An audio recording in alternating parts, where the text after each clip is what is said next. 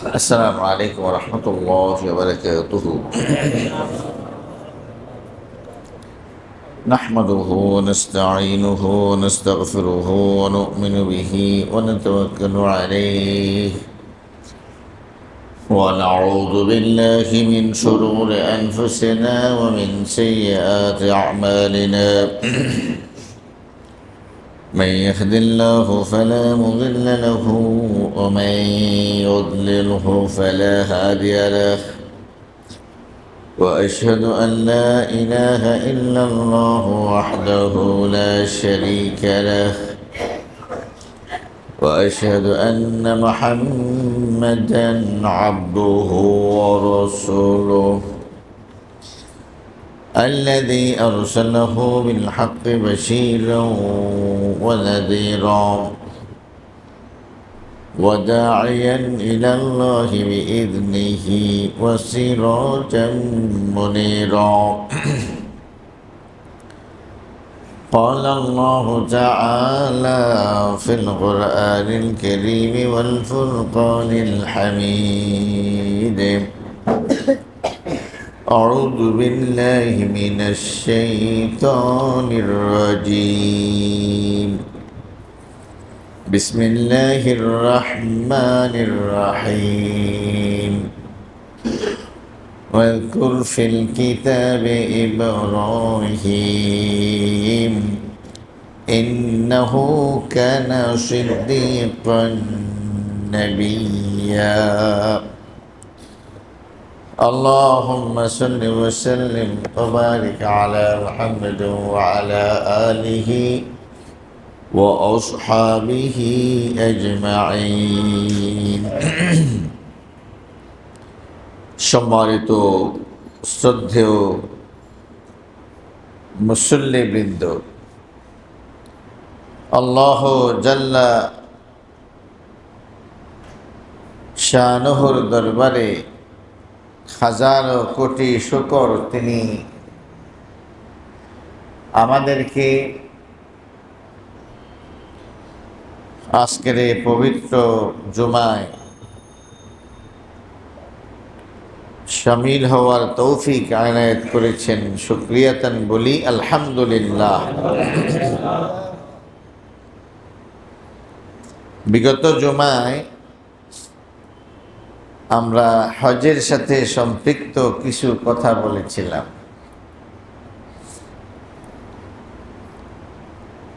এই হজের মাস আসলে আমাদেরকে দুইটা বড় বড় উৎসব ইবাদত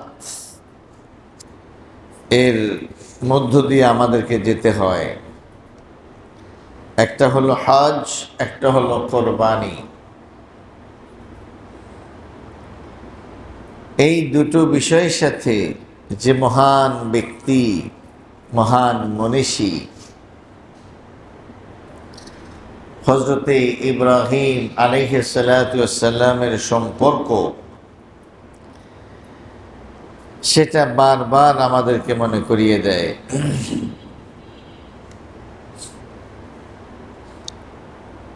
ইব্রাহিম আলাইহিস সালাতু ওয়াস সালাম আল্লাহ তাআলার এমন এক প্রিয় গোলাম, এমন এক বুজুর্গ ব্যক্তি ছিলেন, তিনি যে কত বড়, কত মহান একজন সুপুরুষ ছিলেন এবং আল্লাহ তাআলার কত বড় প্রিয় গোলাম ছিলেন,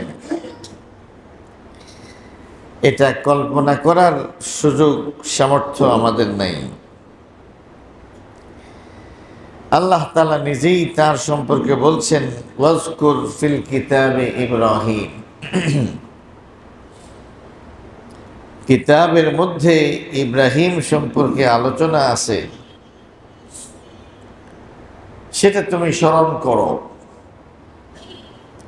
ইন্নাহু কানা সিদ্দীকান নবিয়্যা, তিনি ছিলেন সিদ্দীক, মহাসত্যবাদী, এবং তিনি ছিলেন নবী।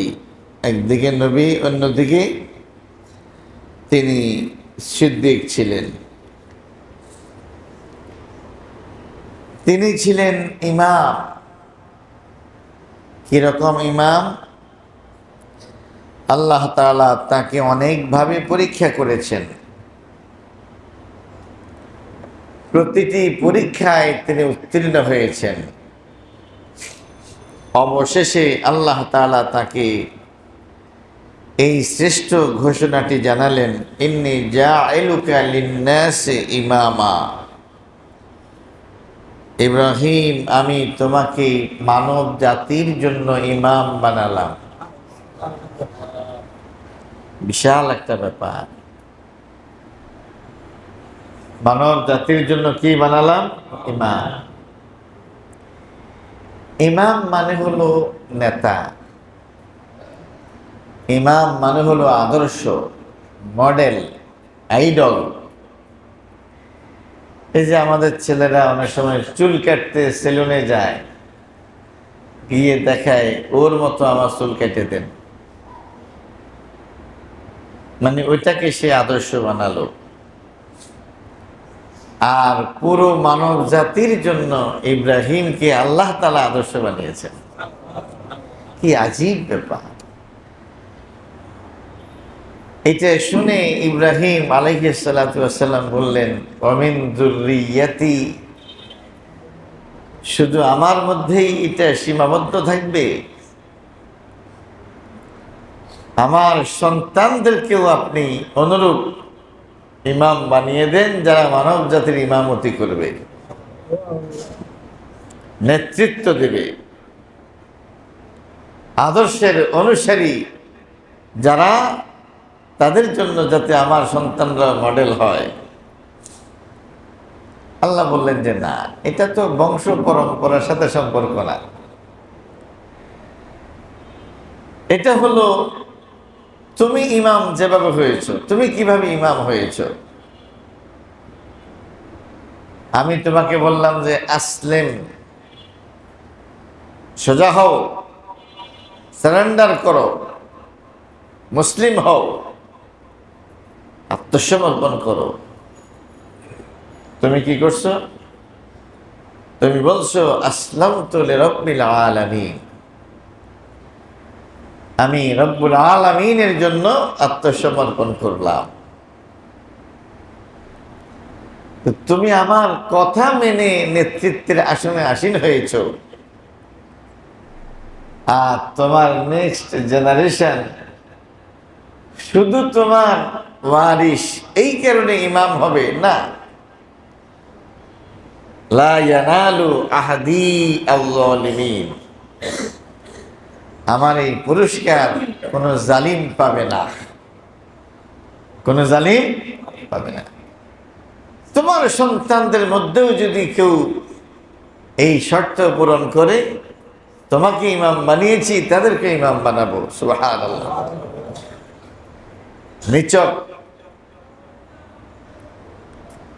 নবীর সন্তান হওয়ার কারণেই আমি কাউকে মর্যাদা দেব না,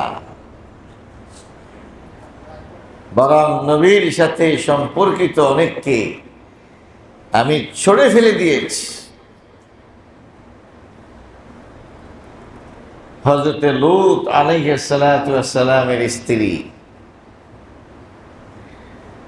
তাকে বলা হলো আল্লাহর গজব আসবে, আপনি আপনার অনুসারী নিয়ে বের হয়ে যান, খবরদার সেই তালিকায় আপনার স্ত্রী কিন্তু থাকবে না, সে কিন্তু গজবপ্রাপ্ত, শাস্তিপ্রাপ্তদের অন্তর্ভুক্ত হবে। তাহলে এত বড় নবী, তার স্ত্রীকে আল্লাহ রেহাই দেন নাই নবীর খাতিরে, কারণ ওই স্ত্রী নবীর অনুসারী ছিল না, নবীর আদর্শের অনুসারী ছিল না, বরং সে ছিল জালেমা, সে আল্লাহর দুশমন ছিল, সে আল্লাহর দুশমনদের সহযোগী ছিল, ইবলিশি আদর্শের সে সাপোর্টার ছিল। সাপোর্টার, সাপোর্ট মানে কি? নাউযুবিল্লাহি মিন যালিক। লূত আলাইহিস সালাতু ওয়াস সালামের জামানায় সেই সময়ের জালিম মানুষগুলো ওরা গে সেক্সে অভ্যস্ত ছিল, সমকামী ছিল। নাউযুবিল্লাহি মিন যালিক। আল্লাহ তাআলা কোরআনুল কারীমের মধ্যে বলেছেন এই অপকর্ম পৃথিবীতে আর আগে কখনো ছিল না। এই অপকর্মটা লূত আলাইহিস সালাতু ওয়াস সালামের উম্মতের মধ্যেই ছিল। নাউযুবিল্লাহি মিন যালিক। যাই হোক, সেই সময়ে ইব্রাহিম আলাইহিস সালাতু ওয়াস সালাম তিনিও নবী ছিলেন। ফেরেশতা একসাথে দুইটা সংবাদ নিয়ে আসমান থেকে এসেছে। একটা সংবাদ হলো ইব্রাহিম আলাইহিস সালাতু ওয়াস সালামকে সুসংবাদ দেয়া হবে যে আপনি বাবা হতে যাচ্ছেন, আপনার স্ত্রী মা হতে যাচ্ছে। এই স্ত্রী বলতে হযরতে সারা, তিনি এতদিন পর্যন্ত সন্তানের মা হতে পারেননি। এটা তার একটা আকাঙ্ক্ষার ব্যাপার। কিন্তু যতক্ষণে ফেরেশতা এই সুসংবাদ নিয়ে আসছে, ততক্ষণে তাদের সন্তানের আকাঙ্ক্ষা নষ্ট হয়ে গেছে। মানে বয়সের কারণে। কিসের কারণে? বয়সের কারণে। একদিকে স্বামী বুড়ো হয়ে গেছেন, অন্যদিকে স্ত্রীও তিনি মানে বাঞ্জা কি যেন বলে, যে সন্তান হয় না, আকিম, হ্যাঁ, আটখুরা নাকি বলে বাংলাদেশে বাংলা ভাষায়। তো এরকম সন্তান হবে না, তার সন্তান হয়নি। এই মুহূর্তে এই সংবাদ নিয়ে আসছে ফেরেশতা। আর একই সাথে লূত আলাইহিস সালাতু ওয়াস সালামকে বলা হলো আপনি এলাকা ছেড়ে চলে যান, আপনার জাতিকে ধ্বংস করার ব্যাপারে আল্লাহ তাআলা সিদ্ধান্ত নিয়েছেন। দুজন ফেরেশতা তারা যখন হযরতে লূত আলাইহিস সালাতু ওয়াস সালামের বাড়িতে গেল, মানুষের সুরতে, সুন্দর সুশ্রী বালকদের সুরতে গেল, ওই জালিম অপদার্থ, ওই বিকৃত মনা লূত আলাইহিস সালাতু ওয়াস সালামের জাতি, তাদেরকে দেখে তাদের সাথে অপকর্ম করার জন্য ষড়যন্ত্র পাকানো শুরু করলো। লূত আলাইহিস সালাতু ওয়াস সালাম সন্তুষ্ট হয়ে পড়লেন, ভীত হয়ে গেলেন। তিনি বললেন, ওরে আমার জালিম উম্মতেরা, তোদের যদি প্রয়োজন থাকে, আমার উপযুক্ত মেয়েরা আছে, তাদেরকে তোমরা বিয়ে করো। তোমরা আমার মেহমানকে বেইজ্জতি করো না। এই যে সমাজের দুষ্ট ছেলেরা তার মেহমানদেরকে নিয়ে ষড়যন্ত্র করতেছেন, ওই সময়ের লোকেরা এতটাই নিষ্প্রভ, মানসিকভাবে এতটাই তারা রোগাক্রান্ত, চেতনায় এতটাই তারা মৃত, মানে একটা লোক তাদের মধ্যে ছিল না যে তোরা তার মেহমানের সাথে এগুলা করতে কেন যাচ্ছ। হযরত লূত আলাইহিস সালাম বলছেন, তোদের মধ্যে কি একজন বিবেকবান মানুষও নাই যে এই কথা বলবে তোরা এটা কি করতেছস? তখন ফেরেশতাদ্বয় হযরত লূত আলাইহিস সালামকে অভয় দিলেন, বলল যে আপনি আমাদেরকে নিয়ে টেনশন করেন না, আমরা জমিনের লোক না, আমরা আসমানের লোক, আমরা সূরাতান মানুষ, মূলত আমরা ফেরেশতা। আমরা আসছি আপনাকে সংবাদ দেওয়ার জন্য, আপনি দ্রুত এলাকা ছেড়ে বের হয়ে যান। আপনার জাতির ব্যাপারে আল্লাহর পক্ষ থেকে সিদ্ধান্ত হয়ে গেছে যে এদেরকে কি করে দিবেন? ধ্বংস করে দিবেন। তবে আপনি যাওয়ার সময় খবরদার আপনার স্ত্রীকে নিয়ে যাবেন না। তাকে জানাবেন না, কারণ সেও তাদের অন্তর্ভুক্ত। সে তাদের অন্তর্ভুক্ত কেমনে হলো? হযরত লূত আলাইহিস সালাতু ওয়াস সালামের স্ত্রী কি ব্যভিচার করত? না।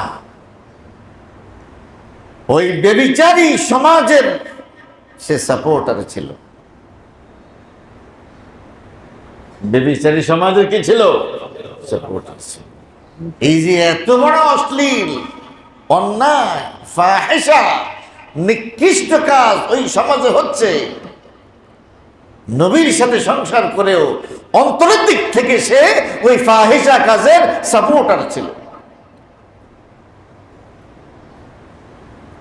ইসলামের একটা বিধান হলো, বাংলাদেশে আপনি বসে আছেন, আর আফ্রিকার জঙ্গলেও যদি কোনো জুলুম হয় আর আপনি যদি সেটার সাপোর্টার থাকেন, তাহলে যেন ওই অপকর্মে, ওই জুলমে আপনি অংশীদার।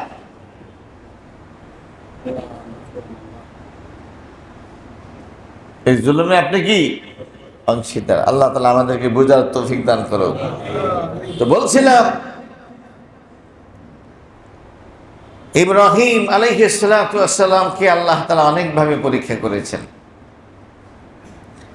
তিনি প্রতিটি পরীক্ষায় পাশ করেছেন।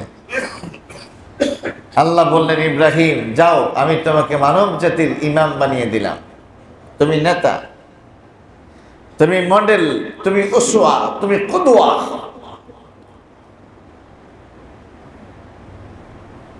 তখন তিনি বললেন, অমিন যুররিয়াতি, আমার সন্তানদেরকেও এরকম নেতা বানান। আল্লাহ বলছেন যে না, সম্পর্কের কারণে কেউ নেতা হবে না। নেতা হলে নেতৃত্বের গুণেই নেতা হতে হবে। লা ইয়ানালু আহাদি আয-যালিমিন, আমার কোন জালিম অপরাধী সম্প্রদায়ের জন্য আমার এই প্রতিশ্রুতি প্রযোজ্য হবে না। আল্লাহ তাআলা আমাদেরকে বুঝার তৌফিক দান করুন। ইমাম কাকে বলে? হুয়াল্লাযী ইউতাম্মা বিহি, ইমাম বলা হয় যার অনুসরণ করা হয়, ওয়া ইউক্তাদা বিহি, যার ইক্তেদা করা হয়। এই যে আমরা হজ করি, হজের বলা যায় প্রতিটি কাজেই ইব্রাহিম আলাইহিস সালাতু ওয়াস সালামের দেখানো কাজগুলাই আমরা করতেছি। তিনি ইমাম, আল্লাহ ওনাকে ইমাম বানিয়েছেন। আমরা যে কোরবানি করি, এই সিস্টেম আমরা পাইলাম কোথায়? এই সিস্টেমের প্রথম প্রবক্তা, প্রথম যাকে দিয়ে কাজটা শুরু হয়েছে, তিনি হলেন হযরতে ইব্রাহিম আলাইহিস সালাতু ওয়াস সালাম। তিনি ইমাম। ওয়াসাফাহু বিআন্নাহু উম্মাহ, ইব্রাহিম আলাইহিস সালাতু ওয়াস সালাম বলছেন, ইব্রাহিম তুমি হলে একজন উম্মত। ইন্না ইব্রাহিমা কানা উম্মাহ, উম্মাহ মানে হলো জাতি। উম্মাহ মানে কি? তো ইব্রাহিম তো একা, উনি একা একটা জাতি হয় কেমনে? একটা জাতি যা করতে পারে, একা ইব্রাহিম তার থেকে বেশি করার ক্ষমতা রাখে। একটা বিশাল, এই যে এখন যুদ্ধ হচ্ছে, একটা যুদ্ধের কতগুলো সেক্টর থাকে, হাজারো সেক্টর থাকে। প্রত্যেকটা উইং আলাদা আলাদা কাজ করতে হয়, তাহলেই সম্মিলিতভাবে একটা যুদ্ধ পরিচালনা সফলভাবে সম্পন্ন হয়। হাজারো প্রকৃতির মানুষ হাজারো প্রস্তুতি নিয়ে একটা যুদ্ধ পরিচালনা করে। এটাকে বলা হয় জাতি। পারস্য জাতি, ইরানি জাতি, একটা জাতি একটা কাজ করতেছে। আল্লাহ তাআলা ইব্রাহিম আলাইহিস সালাতু ওয়াস সালামকে বললেন, ইব্রাহিম একাই একটা জাতি। সুবহানাল্লাহ, বিশাল একটা সম্প্রদায়, হাজারো লক্ষ কোটি মানুষ যেই কাজের আঞ্জাম দিতে পারে না, একা ইব্রাহিম আলাইহিস সালাতু ওয়াস সালাম এর থেকে বেশি কাজের আঞ্জাম দিয়েছেন। এই জন্য আল্লাহ তাকে উম্মাহ বলেছেন। কি বলেছেন? তিনি আমার নবী পৃথিবীতে আসার কয়েক হাজার বছর আগে পৃথিবীতে এসেছেন। আমার নবী মুহাম্মদুর রাসূলুল্লাহ সাল্লাল্লাহু আলাইহি ওয়াসাল্লামকে জিজ্ঞেস করা হলো, আখবিরনা আন নাফসিকা, আপনি আপনার সম্পর্কে আমাদেরকে সংবাদ দেন। আপনি কি, আপনার পরিচয় কি, আপনি কোত্থেকে আসলেন? তখন আমার নবী মুহাম্মদুর রাসূলুল্লাহ সাল্লাল্লাহু আলাইহি ওয়াসাল্লাম বলছেন, আমার সম্পর্কে তোমরা জানতে চাও? আমার সাথে কিন্তু ইব্রাহিম আলাইহিস সালাতু ওয়াস সালামের সম্পর্ক আছে। আর এটা কিভাবে? হ্যাঁ, আমার মতো একজন লোক যাতে পৃথিবীতে আসে, এই জন্য ইব্রাহিম আলাইহিস সালাতু ওয়াস সালাম প্রায় 4,500 বছর আগে আল্লাহর কাছে দোয়া করেছে। নবী সাল্লাল্লাহু আলাইহি ওয়াসাল্লাম বলেছেন, আমি হলাম আনা দাওয়াতু আবি ইব্রাহিম, আমি হলাম আমার বাবা ইব্রাহিমের দোয়ার ফসল।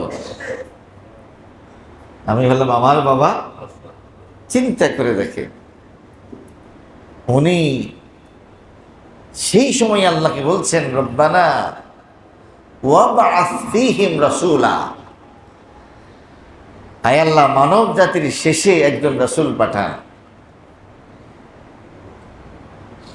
ইয়াতলু, যিনি তেলাওয়াত করবেন, আলাইহিম আয়াতিকা, আপনার কোরআনের, আপনার কিতাবের তেলাওয়াত করবে, ওয়ায়ুযাক্কিহিম, এবং তিনি শেষ জামানার মানুষগুলোকে তাজকিয়া করবেন, পরিশুদ্ধ করবেন,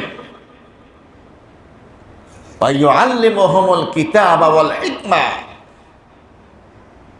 তিনি তাদেরকে কিতাব শিক্ষা দেবেন এবং হিকমা, প্রজ্ঞা, সুন্নাহ শিক্ষা দেবেন।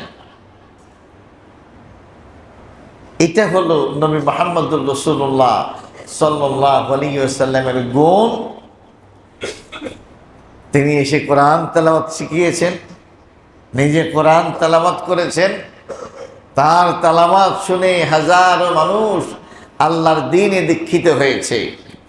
তার থেকে তেলাওয়াত শুনে শুনে হাজারো সাহাবী তৈরি হয়েছে, তাদের তেলাওয়াত, তাদের সুর, তাদের ঝংকারে আরো হাজার হাজার লক্ষ লক্ষ মানুষ দ্বীনের প্রতি আহ্বান করছে। যে ইব্রাহিমের আলোচনা আমরা করতেছি, তার সাথে আমার নবীরও কি আছে? সুবহানাল্লাহ।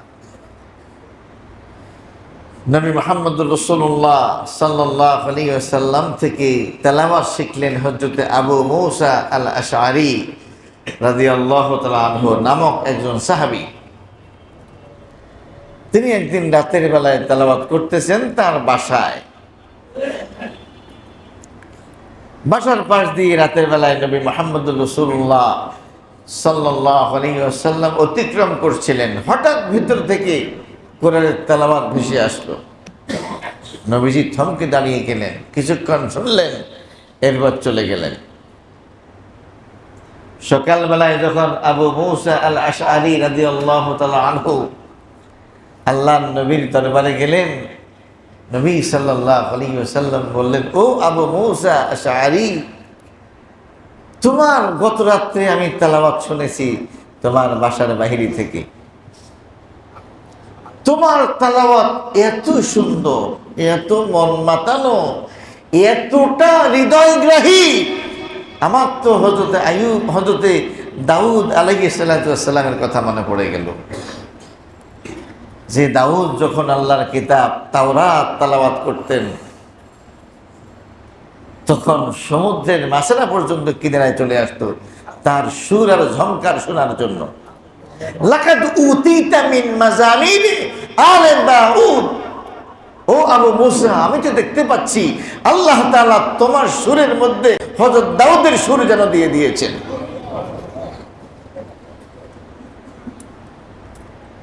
তখন আবু মুসা আল আশআরী রাদিয়াল্লাহু তাআলা বলছেন, আমি তো জানতাম না আপনি যে আমার তেলাওয়াত শুনতেছেন। আমি কিন্তু আরো অনেক সুন্দর তেলাওয়াত করতে পারি। আমি সেটা অনুভব করলে সেটাও আপনাকে শোনাইতাম। সুবহানাল্লাহ। এইভাবে ইব্রাহিম আলাইহিস সালাতু ওয়াস সালাম আল্লাহর কাছে বলেছেন, এই গুণগুলা দিয়া শেষ জামানায় একজন রাসূল পাঠাবেন যে আমার বংশ থেকে হবে। কি হবে? এবং তাই হয়েছে। সুবহানাল্লাহ। ইব্রাহিম আলাইহিস সালাতু ওয়াস সালামের দুই সন্তান, একটা হলো ইসমাঈল, একটা হলো ইসহাক। কি? ইসহাক থেকে নিয়ে হযরতে ঈসা আলাইহিস সালাতু ওয়াস সালাম পর্যন্ত প্রায় লক্ষাধিক নবী ওনার সন্তান। আর ইসমাইলের মাধ্যমে একদম ডিরেক্টলি মাঝখানে আর কোনো নবী নাই, শুধুমাত্র নবী মুহাম্মদুর রাসূলুল্লাহ সাল্লাল্লাহু আলাইহি ওয়াসাল্লাম। প্রায় 1,24,000 নবী আর রাসূলদের মধ্য থেকে 10 থেকে 12 জন ছাড়া সবাই ইব্রাহিম আলাইহিস সালাতু ওয়াস সালামের সন্তান, সন্তানের সন্তান, সন্তানের সন্তান, সন্তানের সন্তান। এই জন্য তাকে বলা হয় আবুল আম্বিয়া। কি বলা হয়? নবীদের বাবা। কিসের বাবা? নবীদের বাবা। সুবহানাল্লাহ। বলছিলাম তিনি ছিলেন একা, কিন্তু আল্লাহ বলছেন তিনি একটা জাতি। কি ছিল? বিশাল সমৃদ্ধ কোন জাতি যতটা ভালো কাজ করতে পারে তিনি একা তার থেকে বেশি করেছেন। সুবহানাল্লাহ। ওয়াসাফাহু বিআন্নাহু কানিত। আল্লাহ তাআলা কোরআনুল কারীমের মধ্যে ইব্রাহিমকে বলেছেন ইব্রাহিম হলো কানিত। কানিত মানে হলো হুয়াল খাশি আল মুতিউ লিল্লাহ, যার হৃদয়টা সদা সর্বদা আল্লাহর ভয়ে তটস্থ থাকত এবং তিনি তার প্রতিটা সেকেন্ড চেষ্টা করতেন আল্লাহর অনুগত্যের মধ্যে অতিক্রম করতে। একটা সেকেন্ড যাতে আল্লাহর আনুগত্যের বাহিরে না যায়, এই চেষ্টা ইব্রাহিম আলাইহিস সালাতু ওয়াস সালামের মধ্যে ছিল। আর এই শব্দটাকেই বলা হয় কানিত, যার হৃদয় আল্লাহর ভয়ে সদা ভীত, অন্যদিকে প্রতিটি মুহূর্তে তিনি ছিলেন আল্লাহর একজন অনুগত গোলাম। সুবহানাল্লাহ, সুবহানাল্লাহ। তার আরেক গুণ হলো হানিফ। কি? হানিফ। ইন্নী ওয়াজ্জাহতু ওয়াজহিয়া লিল্লাযী ফাতারাস সামাওয়াতি ওয়াল আরদা হানিফা। হানিফ মানে হলো হুয়াল মুনহারিফ কাসদান আনিশ শিরকি ইলা তাওহীদ, যিনি স্বেচ্ছায় সব প্রণোদিত হয়ে শিরক ছেড়ে দিয়ে তাওহীদের দিকে আগমন করেছেন। তিনি যেই সময়ে পৃথিবীতে এসেছেন সেই সময়ে চতুর্দিকে শিরক আর শিরক, তার পুরো সমাজ শিরকের মধ্যে ডুবেছিল। তার পরিবারের সদস্যরা শিরকের মধ্যে জড়িত। সেই সময় রাজা শিরকের মধ্যে ডুবেছিল। তার বাবা নিজে মূর্তি পূজা করত, মূর্তি বানাতো, মূর্তি বিক্রি করত। সেই সময় ইব্রাহিম আলাইহিস সালাতু ওয়াস সালামের মন সব সময় ছটফট ছটফট ছটফট করত। এগুলার পিছনে এরা ঘুরতেছে, এরা না কথা বলতে পারে, না দেখে, না কোনো অনুভূতি আছে। সে জামানায় মেলায় সবাই যাচ্ছে, মেলা আসলে পরে মেলার জন্য কি প্রস্তুতি, কি আয়োজন, কি আনন্দ। ইব্রাহিম আলাইহিস সালাতু ওয়াস সালামের কোনো মজা নাই। তিনি সমাজের এই দুরবস্থা দেখে দেখে দেখে দেখে দেখে তিনি দিন দিন ক্লান্ত হয়ে পড়তেছেন। সবাই যখন মেলায় গেল, উনি একা, সমাজের মধ্যে কেউ নাই, ভাগ করে একদম মূর্তি যেখানে রাখা গিয়া একটা কুঠার লইয়া সবগুলা ভাইয়া তসনস কইরা বড়টার গলার মধ্যে কুঠার ঝুলাইয়া তুইয়া দিছে। মেলা শেষ কইরা সবাই যখন এলাকায় আসলো, মূর্তির সাথে দেখা করতে গেল, আইসা দেখে যে সবগুলো মূর্তি ভাঙা, শুধু একটা মূর্তি আছে যেটার গলার মধ্যে উঠা। সুবহানাল্লাহ। হানিফ, হানিফ, আল্লাহ বলছেন সে হলো হানিফ,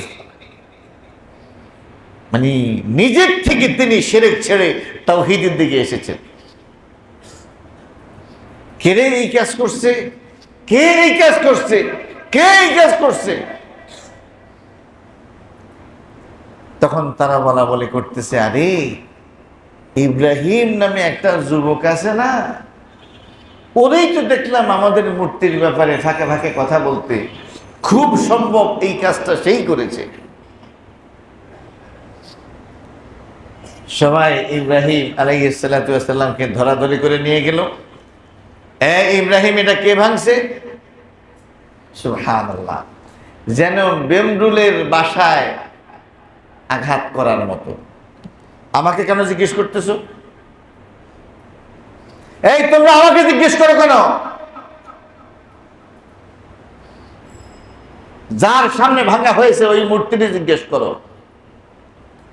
উনি বলতেছেন, তারা বলতেছে, আরে মূর্তি কি কথা বলতে পারে? হ্যাঁ, মূর্তি কথা বলতে পারে না তো ওখানে সেজদা করতে যাও কেন? অপদার্থ কোথাকার, তোমাদের বিবেক কোথায়?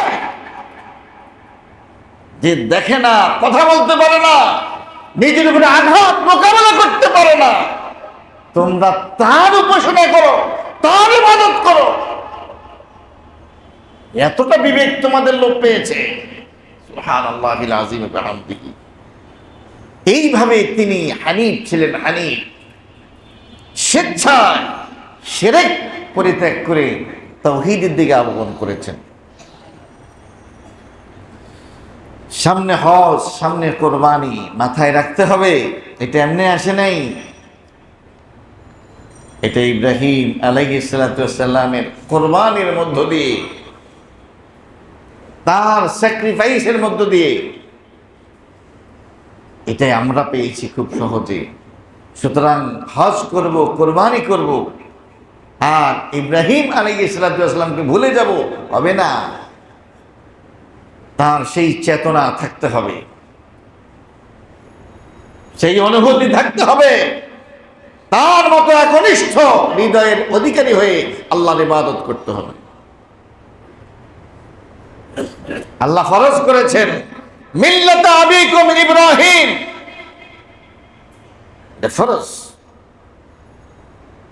তোমরা তোমাদের পিতা ইব্রাহিমের আদর্শকে আঁকড়ে ধরো। আল্লাহ বলতেছেন মিল্লাত আবিকুম ইব্রাহিম, এর অর্থ হলো, একদম জেনুইন অনুবাদ হলো, তোমরা তোমাদের পিতা ইব্রাহিমের আদর্শকে আঁকড়ে ধরো। আল্লাহ বলতেছেন, আল্লাহ অর্ডার করেছেন, এটা করতে হবে।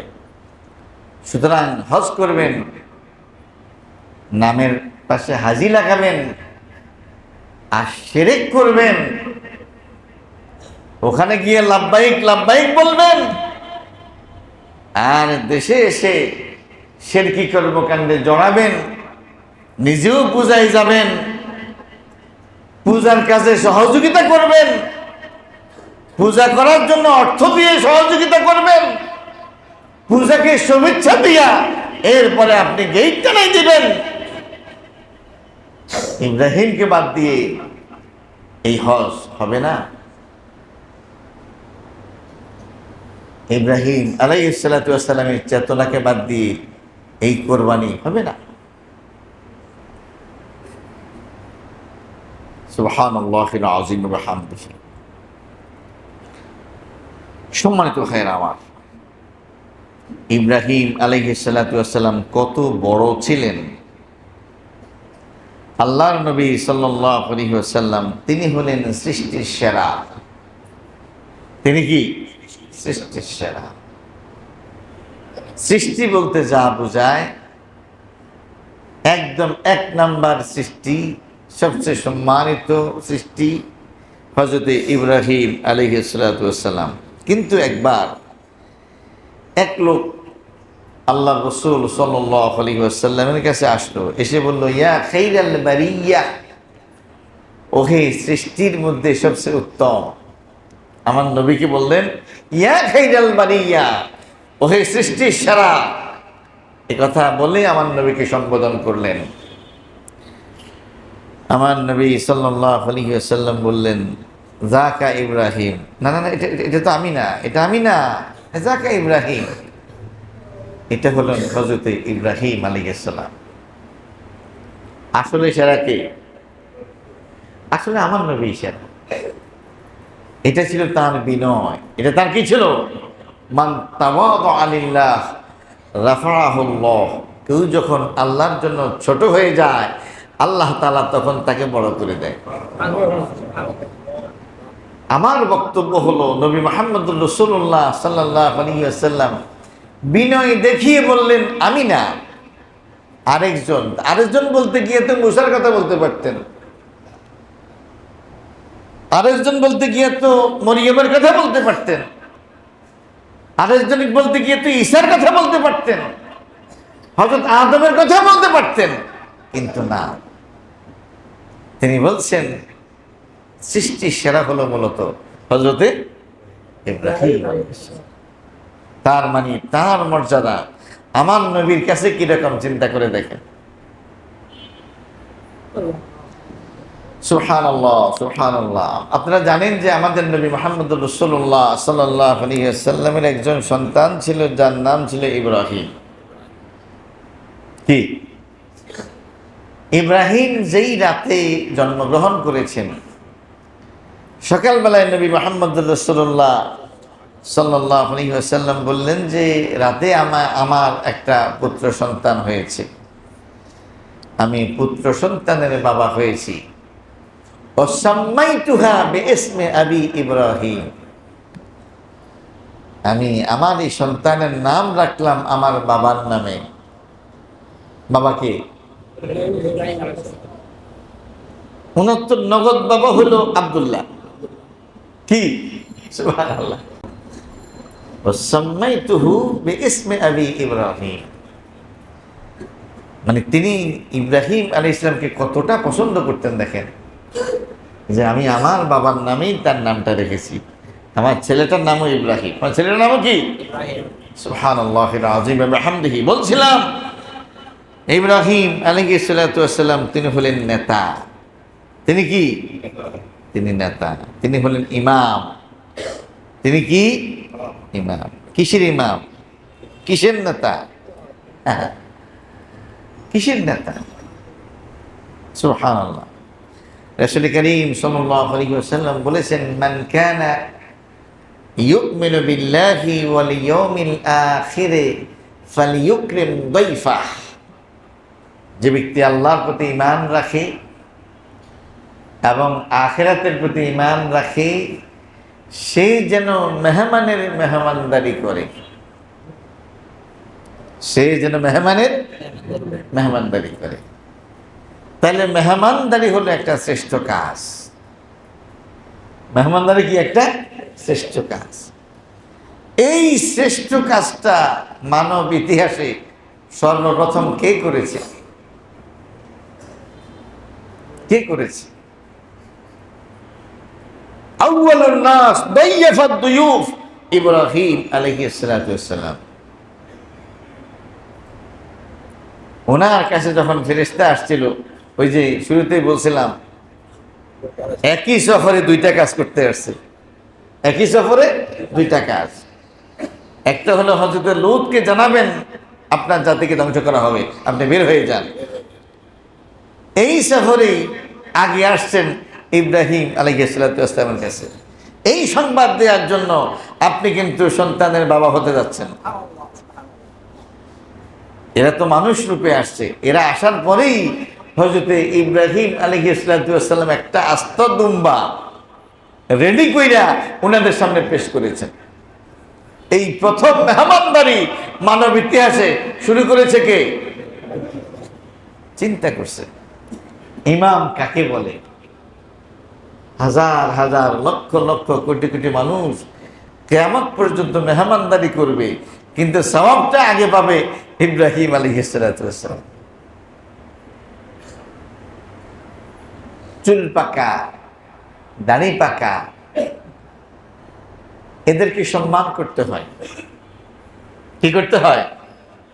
ছোটদেরকে স্নেহ করা, বড়দেরকে সম্মান করা, আলেমদেরকে তাজিম করা, কি বলেন ঠিক কিনা?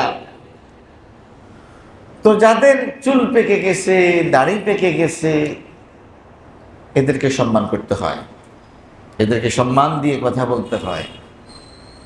এদের সাথে বেয়াদবি করা ঠিক না। এদের সাথে বেয়াদবি করলেই অনেক সময় এটা খারাপ একটা সিমটমের দিকে অনেক সময় নিয়ে যায়।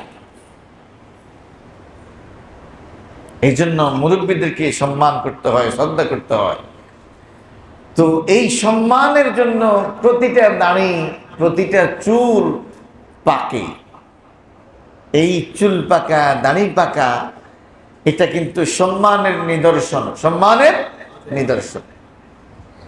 মানব ইতিহাসে ইব্রাহিম আলাইহিস সালামের আগে আর কারো চুল দাড়ি পাকে নাই। এর আগে সব কালো ছিল। যখন তার এগুলো আস্তে আস্তে পাকা শুরু করছে, উনি তো প্রথম, আয় আল্লাহ এটা কোনটা? আমাদের ফাঁকে ফাঁকে সব সাদা হয়ে যেতেছে, এটা কি? আল্লাহ বললেন, হাযা ওয়াকার ইয়া ইব্রাহিম। ইব্রাহিম, এটা হলো সম্মান। এটা কি?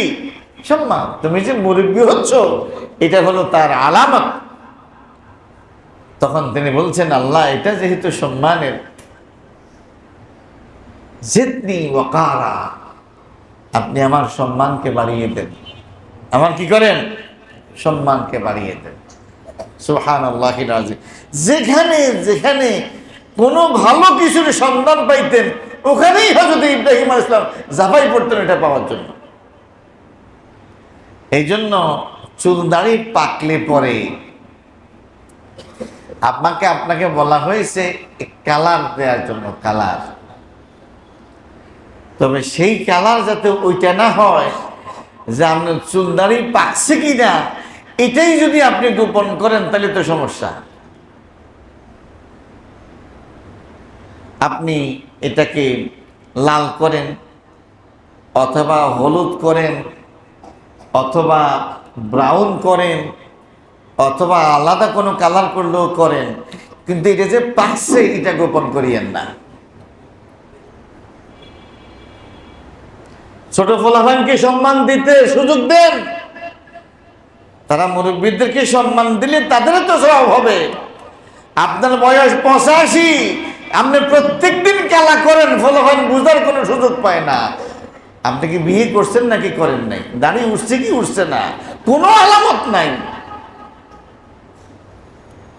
আমরা নবী মুহাম্মদ সাল্লাল্লাহু আলাইহি ওয়াসাল্লামের উম্মত, ইব্রাহিমের উম্মত, কি বলেন ঠিক কিনা? আমরা তার আদর্শের অনুসারী। তিনি দাঁড়িয়ে রেখেছেন, আমরাও দাঁড়িয়ে রাখবো। তিনি দাঁড়িয়ে পাকার সুযোগ দিয়েছেন, আমরাও দেব। তিনি এটা জনগণকে বোঝার সুযোগ দিয়েছেন, আমরাও বোঝার সুযোগ দেব। অন্য কালার করলেও করেন, তবে কালোটা করেন না। কোন কোন বর্ণনায় তো খুব কড়া কথা আছে, যেই ব্যক্তি তার দাড়িকে কালো করে সে জান্নাতের সুগ্রামও পাবে না, এরকম কথাও আছে। যাই হোক, সেই দিকে আমি আজকে যাচ্ছি না। বলছিলাম এখন হজের মাস চলতেছে, সামনে কোরবানি আসতেছে। এই সবগুলোর সাথে যে মহান মনীষীর সম্পর্ক, তিনি কি? ইব্রাহিম আলাইহিস সালাম। তার সম্পর্কে আমরা জানবো, তার সম্পর্কে আমরা পড়ব, তাকে শ্রদ্ধা করব এবং তার আদর্শের অনুসারী হব। আল্লাহ তাআলা আমাদেরকে তৌফিক দান করুন।